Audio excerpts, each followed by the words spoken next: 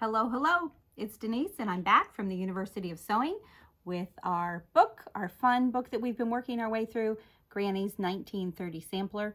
This is a fantastic sampler pattern book. It's a pretty detailed book, written and put together by the very well-known, award-winning, respected quilter, Mr. Ricky Timms.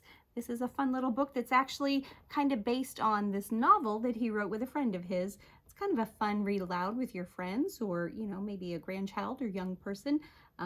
Ricky and his buddy Cat Bowser put this one together and they're very cute. The patterns in the pattern book here kind of tie along with the story, which I think is a neat way to do a sampler.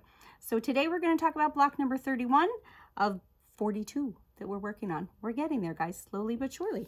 Last time we did number 30, which was the honeybees. That was some applique. I'm really curious how you guys liked it.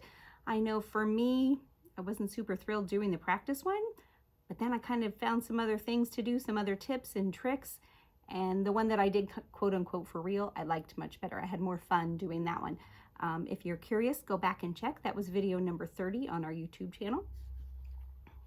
Here's 31. This was a new block for me. I was not familiar with this block. This is called Moon Over the Mountain. And then I find out it's one of Margaret's favorite. Apparently she has made this one for a very long time and has boxes of them somewhere. We're gonna have to get her to get them out and do a little show and tell. And maybe we could even get her to put her blocks together into something fun. Let's talk about what you need to be successful with this block. You're going to need your copies of your pages because we do need some templates. You're gonna need this piece, which of course is your mountain. And you're gonna need the moon, which is upside down. And you're gonna look at that circle and you're gonna panic. Oh my goodness, circles and curves and applique and eek. This one goes together really quickly, guys. You can either use your heat-resistant template plastic to do your templates. I've done the mountain part on the plastic this time. Or you could use some freezer paper, which is what I did with the moon. And really, they both work equally well. I think if you're going to do lots of these blocks, I probably would use the template plastic because it certainly is going to stand up longer. I also like that, I don't know, maybe it was my pen, but I feel like the notes I made on the template plastic stand out a little better. So I think if I were coming back to this block down the road, those notes would still be there. I'm not so sure about on the freezer paper. Once you get your templates cut out, you're going to do some fun starch kind of technique. And again, I'm going to send you back to the video from last time. That's the Granny Sampler block number 30 on our YouTube channel. We talked about taking your favorite starch and you put a little just in a little cup. Take your kid's paintbrush that you borrow. And as you are flipping the turned edge under to do the applique pieces, you're going to paint the starch on that folded edge and then press. And it works beautifully. For me, it was definitely a game changer. Not my idea, certainly not something that I came up with. It's from Joanna Figueroa. What else are we doing on this block today? Well, you're gonna need something to glue down your pieces so they don't wiggle on you. We've got a couple options here for you. We love the Roxanne product. We've got the little dab in the fun tube. We've got the bigger bottle with a nice pointer. And then, of course, a good glue stick. Any of those will work very nicely, depending on how big of an area that you're wanting to hold down just temporarily.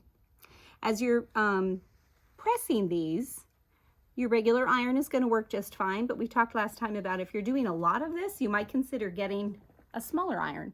And there's a couple small versions out on the market. This is the one that we've been using. And if any of these are things that you think you're interested in, you can certainly check out most of them on our website. If for some reason it's not on the website, maybe we're out of it, you can send us an email at info@universityofsewing.com and we'd be happy to look into that for you. We can certainly do a special order, no problem. We'd love to do that. We ship everywhere and anywhere just about. So what else do you need for this block? Well, Dave's gonna come over and I'm gonna give you a peek at the one we're gonna finish. And as he's doing that, I'm going to talk a little bit about the thread that we're using today. Come on over, Dave, and let's see what we've got under our beautiful 790 plus needle. We've got some gorgeous fabrics. And I don't know if you can see, but we've got our blanket stitch here. And I've already started doing the mountain part.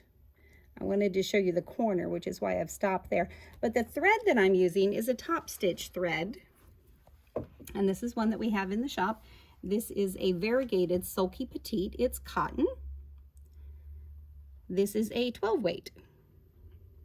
So it's pretty thick. So how do you sew with this thick thread in your machine? What changes do you need to make? You're going to need to switch your needle for sure. Your regular needle isn't going to work. You could use a larger, maybe Microtex needle, at least a 90. You also might want to consider using a top stitch needle. This is technically a top stitch thread. And we've got a 90-14 size here. And if you've never sewn with top stitch thread before, and honestly, I've only done it a few times, you don't want to put that in the bobbin. But here's a great choice for your bobbin. This is bobbin thread. What a great name, right? We've got it in black and white. And really, you shouldn't see it poking through, so the color that you choose shouldn't matter too terribly much. I would try to match maybe the dark fabrics with the darker thread or a lighter fabric with the white. Obviously, sometimes you might get a shadow behind it. But these two together with your top stitch needle, you're going to have fun sewing. And this variegated thread, I think, just really makes a neat little statement. It's also a great way to use some of those 437,000 decorative stitches that we have on our awesome sewing machines. And I think we all use maybe 4 of them on a regular basis. So let's branch out a little bit on those. So let's talk about setting our machine up today. We've got our 790 plus Bernina. We're using the 34D foot. We're not using our 1/4 inch foot today. I know, it feels strange, right? The reason I like this one, we talked last time a little bit, it's clear. I can see what's going on.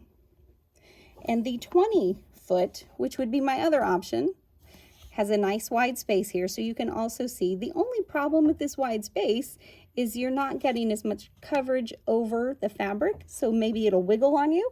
And if that's the case, you're going to want to have your stiletto handy to make sure that your fabric doesn't wiggle where you don't want it.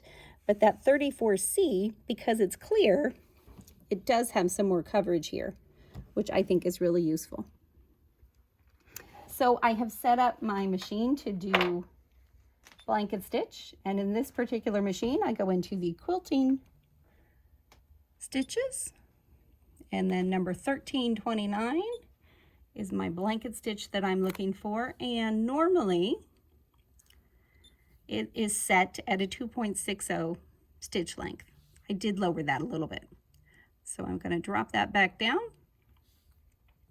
We'll exit out of there, and our machine's ready to go. Now the trick to the applique stitch, you want the vertical part of the stitch to be just on the outside of your applique piece, and then the horizontal piece will come over and hold that piece in place. And I think Dave can get a good view of that as we're stitching. And this is definitely one of those where you're not going to go fast. You might even want to turn the speed down on your machine if that's an option that you have. So watch the needle and see how it's just on the outside of the darker purple piece. Now doing the curved part, every time you wanted to pivot a little bit, you would stop when the needle was on the outside, like there, and then you would pivot. Of course, we're doing a nice straight section here, so that's not an issue, but we do have to make this turn. So we'll go all the way down here to the corner. I think we can get one more. Now we're going to stop there, use my lovely freehand system to turn my fabric and make sure I'm lined up, and we're going to keep on going. My chair is wiggling on me.